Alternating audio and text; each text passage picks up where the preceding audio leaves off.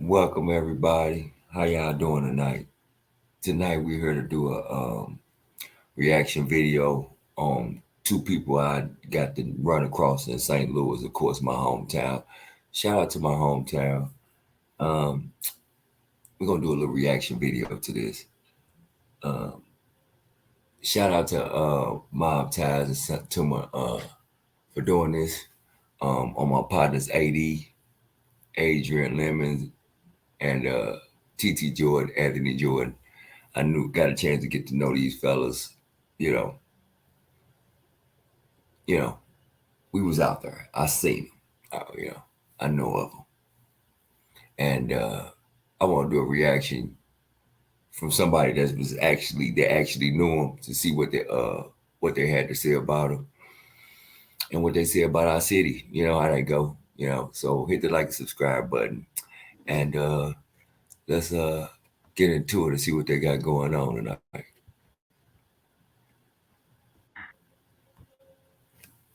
The subjects of today's video, two demons that worked with the Mexican Hold on, cartel wait a to minute, wait a receive and minute, wait a distribute minute, wait cocaine a minute, with wait a minute, wait a minute. Did they just call my partners them demons? Come on, y'all. Come on, man. Don't call my partners them demons. We all do what we gotta do. Come on now, y'all. Let's go. within the city of St. Louis.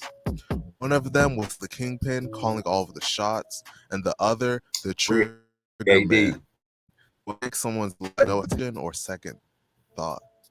The two were involved in a drug ring responsible for the deaths of 17 different people. The subjects of today's video are none other than Adrian A.D. Lemons Free and Anthony AD. T.T. Jordan, and today we're getting their story. But before we get into the video, please be sure to like and subscribe. And by no means am I glorifying anybody that did anything wrong, but I knew this person personally, so he was my guy. So regardless of what he did on the outside, I do not judge that because that had nothing to do with me. I'm not glorifying violence. So let's get into this.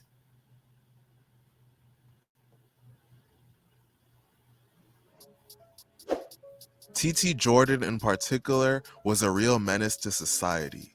He took pictures of his dead victims and struck a corpse in a funeral home. He also harmed witnesses and tried to threaten. Man, did y'all hear that? Gang was savage. Gang taking pictures of his dead victims. This is before the internet stuff now, y'all. This is before they really got to really getting it out there. Like gang taking pictures. That's savage. Wow. Let's go, y'all. Threaten and bribe U.S. Marshal Services or jail personnel. A.D. Lemons and T.T. Jordan both resided in St. Shout out to my hometown, St. Louis. Love that view. Look at that arch. Louis, Missouri. If you know anything about St. Louis, you know that it's one of the most violent and deadliest cities in America. True. In fact, Forbes ranks St. Louis as the most dangerous city in America. People like A.D. Lemons and T.T. Jordan are a big reason why. A.D. Lemons was the kingpin and the brains behind the operation. From 2012 to Okay. Um, from what I knew AD, I never knew that other side of what he described, and I just knew him as a good guy. Yeah, everybody got a side, and when you out there in them streets, if you work hard, you got to play hard. It's just the rules. So 2016, Lemons worked with representatives of the Mexican cartel to receive and distribute vast kilogram quantities of cocaine within the city of St. Louis. Sound like my partner found somebody that don't speak no English. Hey. Lemons also supplied large quantities of cocaine to large-scale, mid-level, and street-level drug dealers who also sold cocaine and crack. And I can't admit my partner did used to be outside. Within the St. Louis area and beyond. The Mexican cartel coordinated routine bulk shipments of cocaine from Reynosa, Mexico through the Rio Grande Valley and then to the St. Louis, Missouri area. The cocaine shipments were transported via truck, and in turn, bulk quantities of United States currency were shipped back through the southern United States to Mexico as payment for the cocaine. The feds would go on to seize over 64 kilograms of cocaine for $1.3 million from Lemons and his associates. Hey, hey, man, they got. Did they say they had? Did they say they got a whole meal ticket from them? Man, they was getting to that money. T.T. Jordan is currently being charged with 9 different murders. Wow. On April 20th, 2008, his killing spree would officially begin. On that day, 3 men were found shot to death around 2:45 a.m. inside a car in the 3800 block of Harris Avenue in North St. Louis. The victims were identified as Lenny Jackson Jr. And I want to say once again, rest in peace to everybody that's involved that lost their life. And by any means, I'm not glorifying violence. Let's get back into it. age 46, Al Walters, age 33, and Keith Burks, age 31. Looked like he had a chop and he wasn't sparing nobody. He sprayed it up. Let's go. When investigators arrived, the car was still running and the driver's foot was on the brake. The vehicle was covered with bullet holes, and the police picked up a number of shell casings in the alley. That's how they is. Several It's neighbors like around Lewis the is on area site. said Is they on heard site. at least 9 gunshots around 1:30 a.m. T.T. Jordan is believed to have killed all 3 people sitting in that vehicle because he thought that Al Walters was cooperating with the police. Rather, Hey, yeah, I know how that is. If you dealing with, you heard what kind of stuff they was dealing with. They was dealing with the Mexican cartel, so you know we ain't taking automatically. I don't know where they got the glorified snitching these days. Everybody snitching and stuff, but God, man, we need to get back to these good old days where everybody kept their mouth shut and just took their weight. rather than making sure he only took out Al, he decided to shoot up the vehicle without a care of who else may have been in the car. I can't admit to you, St. Louis is that type of city. It's like Chicago. It's like it's like New Orleans. It's like anywhere else. We might be little, but when we mean on site, we mean on site. We don't care who you with. And that's sad because I think you should just run up and get your target and leave all the innocent women and kids out. But hey, With him. oh, this was On February 3rd, 2018, T.T. Jordan would kill again, wow. once again killing multiple people at the same time. Marquise Jones, age 26, and Kiara Johnson, age 23, were driving down the 4200 block of Dr. Martin Luther King Drive around 6 p.m. when they pulled over to await some friends following them in another vehicle. The pit stop would prove to be a deadly decision. Moments later, a dark-colored Chevrolet Impala stopped alongside their vehicle and riddled it with bullets fired from an AK-47. Jones Big choppers. They ain't playing. died behind the wheel, and Johnson died in the passenger seat. Wow. A Rest in third peace. victim, also in the car, survived the shooting with only graze wounds from the bullets. Investigators believe that TT killed them because he believed that Jones was cooperating with the police. And I'm gonna say this. You cannot, you gotta go from point A to point B. You gotta keep your head on a swivel and quit playing around in these streets. You gotta get from point A to point B. People see you, you don't know what people got in the car, you don't know what other people got going on. So please keep your head up and be safe out here. This picture right On here June is that's our halfway house. That's located on it's by Woes, a community center, but it's a halfway house. Wow, they hit somebody in front of a halfway house. Wow, a federal halfway house by this way. June 25th, 2013, T.T. Jordan would catch his 6th body.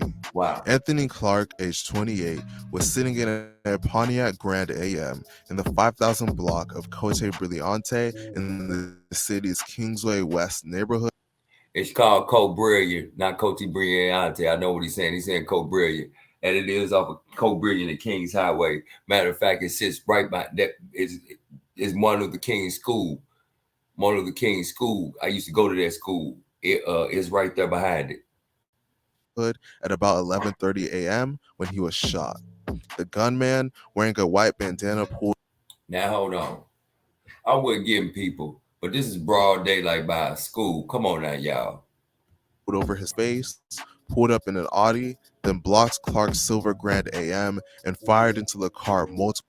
I don't know what's wrong with people. Don't y'all assume the cameras are everywhere. Just no matter if you taking a piss outside, just assume you being watched with everything that you do these days. And people don't understand that. They glorify that. Times with a high-powered rifle. Clark was taken to a hospital by ambulance and died at 1:18 p.m. Clark lived on the block where he was killed. The gunman fled the scene in a dark-colored Audi A6. That gunman was ultimately believed to be Anthony T.T. Jordan. On December 5th, 2013, both T.T. Jordan and A.D. Lemons would both be involved in a murder. On that day, 40-year-old Byron. Now, according to AD case, he got I think he got 20 years if I'm not mistaken. We'll find out I think. But this was the body that they were trying to give him, and if he would have got this body, he would have got life. So my homeboy was fighting his body. Ertz was shot in the head and chest at North Grand after 1 p.m. and was pronounced dead at the scene. In the superseding indictment, both T.T. Jordan and A.D. Lemons.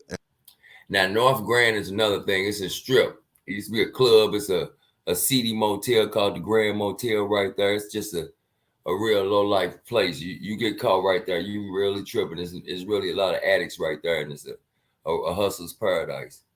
It's and called two the others were charged with his murder. Oh, my bad. The whole stroll.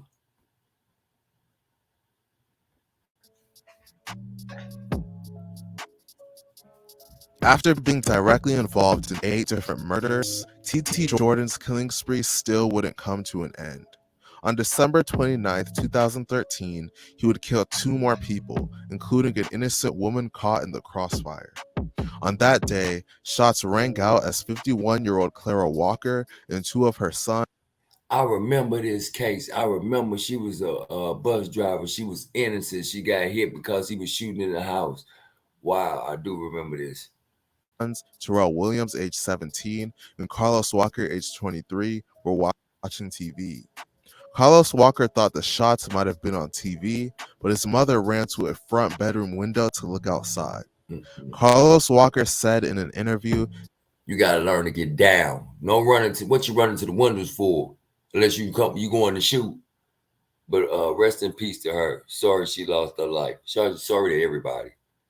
That he was just in a room joking with her, and she ran to look out the window and got hit. St. Louis police say she was hit by a stray bullet from a shooting in front of her apartment in the 4000 block of Peck Street near Fairground Park at about 1:40. And this is the north side. This is by the water tower. This is where Peck.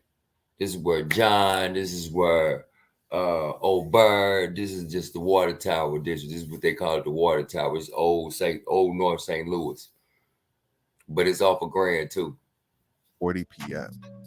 Police responded to the block and found Robert Parker, age 32, lying outside a car and suffering from several gunshot wounds. Parker had been outside a sports utility vehicle when shots were fired from a car that had pulled up next to him. Both Robert Parker and Clara Walker would tragically pass away. The indictment claims that T.T. Jordan fatally shot Robert Parker and Clara Walker in furtherance of a drug trafficking crime ring. The most tragic thing about it was not only was Clara Walker an innocent bystander, she was also a mother of 9 children and grandmother to 8 children. On January 21st, now this in the middle of Martin Luther King Drive. We got it everywhere. I don't know what's going on, but it seems like everywhere in America, King Drive is crazy. He'll be rolled over his grave if he knew this was his dream.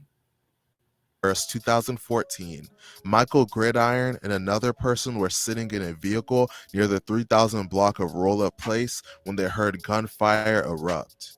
They got out of the car and tried to get away, but Michael was chased and gunned down. He was shot in the torso, abdomen, and leg. Hey, if they after you, they hawking you down. We ain't letting you get away. Because we know it's too small around. We know what you'll do. And police found him lying dead on the sidewalk. Tragically, he was pronounced dead at the scene at just 26 years old. Witnesses state that they saw someone with a gun get in a black sedan and drive away. The indictment states that T.T. Jordan killed him in furtherance of his drug trafficking ring. The final murder that T.T. Jordan would commit before getting locked up would be the murder of Dante Jones. On November 28, 2014, Dante Jones and two others were sitting in a car on the 900 block of Harlan Avenue at about 9:30 p.m. when gunfire erupted. Jones was shot dead in the car. The man and woman in the car with him survived the shooting but suffered injuries. The man had been shot in the arm, and the woman had been shot several times in the upper body, including the chest and arm. The victims drove themselves to the 6100 block of North Broadway, where officers found them. T.T. Jordan has been charged with this murder, and investigators believe that he did it in furtherance of his drug trafficking ring. Ultimately, A.D. Lemons pled guilty to a cocaine distribution conspiracy charge in May of 2019 and admitted involvement in a drug ring that brought at least 150 kilograms of cocaine from Mexico between 2012 and 2016. He was sentenced to 20 years in prison. See, he told you he was sentenced to 20 years, y'all. T.T. Jordan is still fighting his case, but prosecutors are pushing hard for him to be given the death penalty. Wow. Let me know what you guys think of this situation in the comment section. Well, thank you guys for watching and joining me. Drop your comments. Let me know what y'all think. If anybody would live in St. Louis or you from St. Louis, let me know how that's going. I appreciate y'all for tuning in. I appreciate y'all for showing some love. Hit the like and subscribe button. Like I said, mental illness is real. Never let nobody change who you are. And be you. Be safe out there. It's crazy.